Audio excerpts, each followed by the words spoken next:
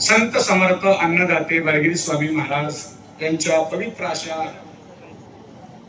जन्मक्षेत्रामध्ये उपस्थित असलेली सर्व भाविक भक्त मंडळी, गुरुजन मंडळी, परमादरणीय मंडळी, सर्वांना आदरांजली वाहतो आणि माझे दोन शब्द या ठिकाणी व्यक्त करतो।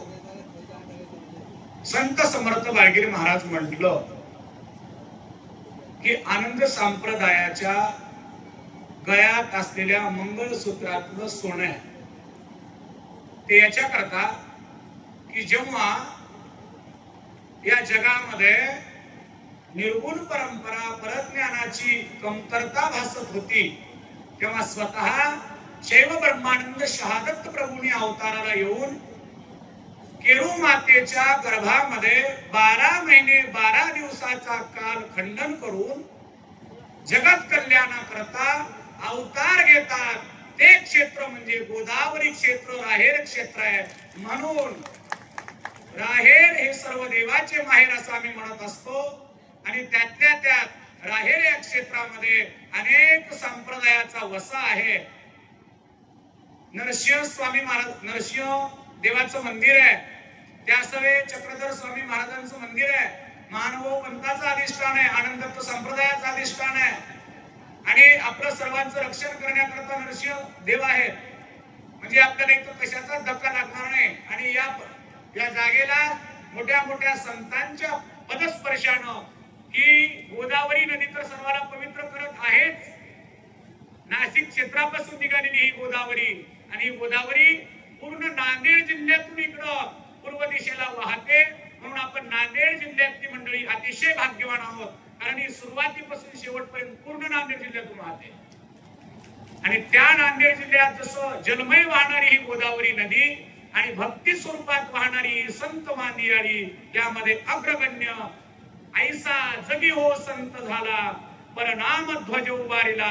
म्हणून असा परनामाचा ध्वज ज्यांनी उभारला असे हृदयस्थ संत समर्थ बाळगिरी स्वामी महाराज या महात्म्याची स्मृती इथं त्या ठिकाणी साकार स्वरूपात व्हावी ही संकल्पना नारायणगिरी महाराजांच्या अंतःकरणात कधी आली हे आम्हाला माहित नाही, पण एक मात्र निश्चितपणे मी सांगू शकेन, बाळगीर महाराज, वडगुंपेचे बाळगीर महाराज जे होते त्यांनी आपल्या जीवनामध्ये जे भक्त समुदाय गोळा केला, अनेक महाराष्ट्र, कर्नाटक, आंध्र प्रदेश, पूर्ण महाराष्ट्र फिरून भक्त समुदाय त्या ठिकाणी आनंद संप्रदायात जोडला, पण तो संप्रदायातला भक्त एकत्र करून या संप्रदायाची एकी जगाला दाखवण्याचं काम आमच्या नारायणगिरी महाराजांनी केलेलं आहे। आणि विशेष अनेक दिंड्या आमच्या नांदेड जिल्ह्यातून माहूरला जायच्या, पण त्याचा एकोपा देण्याचं काम, त्याला एक स्वरूप देण्याचं काम आमचे आदरणीय नारायणगिरी महाराजांनी केलेलं आहे। खरंच ते नारायण समारंभ म्हणल्यासारखं आमच्या संप्रदायाचं वैभव म्हणून आज काम करतात। वास्तविक बघायला गेलं त्यांचं आणि माझं वय सारखं आहे, पण त्यांची उंची आकाशाच्या वरची आहे, म्हणून खरोखर त्यांच्या उंचीला मी सलाम करतो, कारण एका एवढ्या कमी वयातल्या व्यक्तीनं हे वैभव निर्माण करणं अशक्य आहे।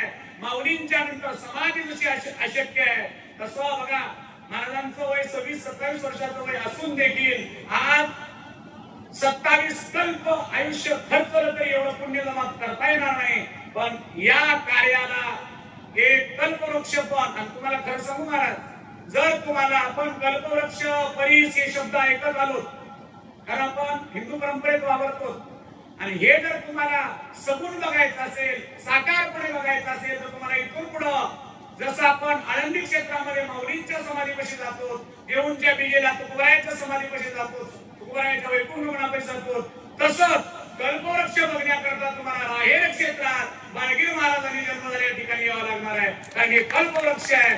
आले त्याला सावली देणार, आले त्याचा उद्धार करणारे एक क्षेत्र आहे। म्हणून या क्षेत्राला पुन्हा पुन्हा दंडवत करण्यासारखं आहे, बोलण्यासारखं खूप आहे। आमचे परमादरणीय शहापुरी महाराजांनी सखोल ज्ञानाचं तुमच्या आमच्या जीवनामध्ये बोल अमृत पाजवलं, रसाळ वाणीतून त्याने ज्ञान दिलं आपल्याला। त्यांच्या चरणी कोटी कोटी प्रणिपात आणि महाराजांच्या सेवेला ओ देणारी सर्व सेवक मंडळी, खरोखर मी अंतःकरणापासून धन्यवाद देतो। एवढ्या कमी वयामध्ये एवढा संघर्ष आणि एवढी उचित प्रगती करणारा एकमेव व्यक्ती संप्रदायामध्ये आनंद संप्रदायात कोणी असेल तर ते आमचे नारायणगिरी महाराज आहेत. सर्व बाबतीनं, धनाच्याही बाबतीत आणि जनाच्याही बाबतीनं उच्च कोटीचं सौंदर्य या ठिकाणी आमच्या नारायणगिरी महाराजांनी केलेलं आहे. कौतुक वाटतं आम्हाला. आणि आता इथून पुढं, आता अजून एक विशेष बोलणार आहे. इथून पुढं नुसतं आपल्याला संप्रदायापुरता विचार करायचा नाही, कारण येणारा काळ कठीण असणार आहे. आपल्या धर्मामध्ये बरीचशी आत्मीय मंडळी वर धर्म स्वीकार करायला लागली तर धर्मामध्ये जायला लागले. त्यामध्ये बघा तुम्ही, तरी आपल्या भागामध्ये कमी प्रकार आहे. तुम्ही मुंबई बघा, पुणे बघा, जितकं सिटी एरिया जो आहे तिकडं दुसऱ्या धर्मामध्ये जाण्याचा त्या ठिकाणी प्रकार अतिशय मोठ्या प्रमाणात चालू आहे. आणि हे होतंय कशा करता? दुसरा धर्म प्रगतशील आहे म्हणून नाही, तर आपल्या धर्मातली मुख्य माणसं झोपून आहेत म्हणून. आणि याच्या करता अग्रगण्य काम करतोय तो म्हणजे संप्रदाय, वारकरी संप्रदाय. कारण वारकरी संप्रदायाने जे महाराष्ट्रामध्ये समाज प्रबोधन करण्याचं काम करतात हे विशेष आहे. आणि म्हणून आपल्याला हा कुंभमेळा साजरा जो करायचा आहे, वारकरी संप्रदाय, मानव संप्रदाय, शिव संप्रदाय, आनंद संप्रदाय, अनेक संप्रदायाला घेऊन सगळ्याची एकी करून हिंदू धर्माचं सौभाग्य आपल्याला जगासमोर दाखवायचं आहे. वास्तविक हिंदू धर्म तर सार्वभौम आहे, पण याचं चित्रीकरण आपल्याला जगाला दाखवावं लागणार आहे. याच्या करता आपला स्वतःचा पंथ, स्वतःची परंपरा, आमचा हे मठ, आमचे ते गुरु, आम्ही दुसऱ्या गुरुच्या पाया पडणार नाही, आम्हाला त्याचं काही देणं घेणं नाही, या सगळ्या गोष्टी सोडून देऊन आपल्याला एका मंडपात यावं लागणार आहे. आणि एका मंडपात येऊन एकच बात करावं लागणार आहे, धर्म रक्षती रक्षिता. धर्माचं रक्षण करा, धर्म तुमचं रक्षण करेल. आणि देव तर आपल्या पाठीशी आहे याची खात्री तुम्हा सगळ्यांना आहे म्हणून इथं बसतात. नाहीचे लोक तेव्हाच गेले. महाराज ज्याला देवावर विश्वास आहे, ज्याचा वाळगीर महाराजावर विश्वास आहे, ते अजून हल्ले नाहीत. ठीक आहे, टाइम आमच्या सारख्यानं बोलायची, तुम्ही अजून मोठ्या जल्लोषात ऐकायची टाइम नाही बरं. तुम्ही आता असं ऐकताय जसं काय संध्याकाळचे 6 वाजले की तळमळ तुमच्यात काय दिसायला लागली. तळमळ म्हणजे या तळमळीचं नावच काय असेल, त्या नावाला वाळगीर महाराजच नाव आहे. आणि हे होणार. महाराजांनी आपल्या महाराष्ट्राचे माजी मुख्यमंत्री अशोकराव चव्हाण साहेबांच्या समक्ष बोलले की त्यांच्या सगळ्या संकल्पना व्यक्त केल्या. आणि त्या संकल्पना पाहायला गेल्या तर लहान नाहीत महाराज. एकही संकल्पना छोटी नाही.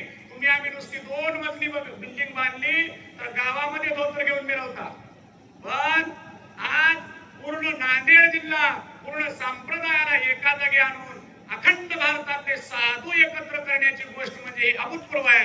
आणि अभूतपूर्व संकल्पना आमच्या नारायणगिरी महाराजांनी निर्माण केली. आणि या संकल्पनेचे सर्वजण पायी होणार महाराजांनी. तुम्ही आम्हाला बोलवा न बोलवा, आम्ही हजर राहणार. हे कशा करता?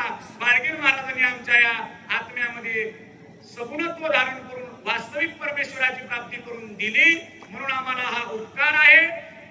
कोणीही गुरुचे, कोणी दशनामी परंपरेमध्ये आपल्या आपल्या नामसाधनेला अनन्यता असावी, पण धर्माची बात करत असताना एकी असावी. म्हणून या ठिकाणी सर्वांना पुन्हा पुन्हा मी, तुम्ही मायबाप आहात आणि विशेष करून संजय महाराजजी, महिला मंडळीचा वर्ग जास्त आहे. त्याचं कारण आहे, आनंद संप्रदायाची सुरुवातच महिलेने केली एका अनुसयामार्फत. ब्रह्मा विष्णू महादेवाला पार करण्याचं सामर्थ्य एका स्त्रीमध्ये होतं. आता तुम्ही म्हटले सोन्याची खोली महिलाच करू शकतात, कारण 1500 रुपये पगार आहे महिला. आता विचार करा, ही गोष्ट हलक्यात घेऊ नका तुम्ही. 1500 1500 1500 12 महिन्याचे 1500, तिथून 3 वर्षाचे 1500 किती होतात बघा बरं. त्यातले 500 तुम्ही खर्चाला ठेवा, 1000 काढा. नवऱ्यालाही बोलावं लागलं, तुमचा आकडा मोठा होते. तुम्ही आज लहान राहिले नाही, तुम्ही मुख्यमंत्र्यांच्या बहिणी आहात. तुम्ही म्हणाल ते होते महाराज म्हणण्यासारखं, तुम्ही जे कराल ते होईल. बाळगीर स्वामीचा हा बोल हे आधीच सांगितलेलं आहे. आणि त्यामध्ये बाळगीर महाराजांनी अन्नदान, नामस्मरण हे 2 पथ्य सांभाळणारा आजचा संप्रदाय तो म्हणजे विशेष आनंद संप्रदाय. त्याच्यामध्ये अनेक लौकिकता कमी असतील, पण अन्न नामस्मरण हे मात्र अग्रपणे करण्याचं काम संप्रदाय करतो. धन्यवाद देतो सर्व माता माऊल्यांना सुद्धा, आमच्या अनुसया मातेंना सर्वांना पुनश्च धन्यवाद देतो। आणि महाराजांच्या कार्याला आपण सगळ्यांनी रात्रीच्या आता 12 वाजून गेले, असंच कोणत्याही वाराला आम्ही हजर राहू, स्वतःचे मोठेपण बाजूला ठेवून जेवढे जेवढे संप्रदायातले कीर्तनकार असतील, सगळ्या संप्रदायातले, आमचे कृष्ण महाराज असतील, युवराई महाराज असतील, आम्ही असतील, कोण्याही गावला जाल तर या कार्यक्रमाचं त्या कीर्तनामध्ये वर्णन झालंच पाहिजे, गावोगाव याचा प्रचार झालाच पाहिजे। आता उद्या स्टेटस काय राहील सगळ्याच्या मोबाईलला, उद्या सगळ्याच्या मोबाईलला फक्त वाळगीर महाराज दिसले पाहिजे, तरच जगाला कळेल नांदेड जिल्हा काय आहे, नांदेड जिल्ह्याचा पावर कळेल। तेव्हा नांदेड हे गुरुगोविंद सिंगांचं जसं आहे तसंच नांदेड हे संत समर्थ वाळगीर महाराजांचं कर्मभूमी आहे, जन्मभूमी आहे, म्हणून भाग्यवान आहोत आपण। तरी जास्त वेळ नाही घेणार, सर्वांना धन्यवाद देतो आणि या भूमीला विशेष प्रणिपात करतो, गोदावरी मातेच्या चरणी आदरानं नमन करतो आणि नारायणगिरी महाराजांना कोटी कोटी धन्यवाद देतो। आणि खरं सांगू महाराज, एक दुःख होतं आम्हाला, वाळगीर महाराजांसोबत आम्ही जायचो, आमचं त्यांच्यासोबत मी महापूजेला सुद्धा बऱ्याचदा गेलेलो आहे। मग कधी कधी आम्ही म्हणायचो महाराज कोणाला तरी आता ठेवा, वय झालंय, महाराज कधी कोणा ठेवण्याची गोष्टी बोलायचेच नाही, दुःख वाटायचं।